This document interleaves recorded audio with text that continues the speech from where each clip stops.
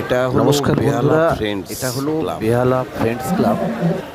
তো সব থেকে বড় ব্যাপার হচ্ছে আমরা প্রচুর ঠাকুর দেখেছি, মানে দেখছি আর কি।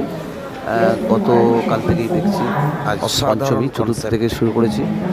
তো প্রত্যেকটি প্যান্ডেলের যে মানে ডেকোরেশন থেকে শুরু করে ঠাকুর থেকে শুরু করতে সত্যি অভাবনীয়, খুবই ভালো লাগছে। সবথেকে বড় ব্যাপার হচ্ছে আমরা সময়ের সাপেক্ষে আমরা নিখুঁত করে দেখতে পাচ্ছি না, কিন্তু প্যান্ডেলগুলো সত্যি বহু দিন ধরে করেছে। খুবই আশ্চর্য লাগে, মানে কয়েকদিনের জন্য করা, তারপরে আবার এগুলো ভেঙে ফেলতে হবে, নষ্ট করে ফেলতে হবে, করতে হবে আর কি। যাই হোক, তো ওভারঅল প্রত্যেকটা প্যান্ডেলই খুব ভালো লাগলো। এটা বেহালা ফ্রেন্ডস ক্লাব, মানে বেহালা আর কি।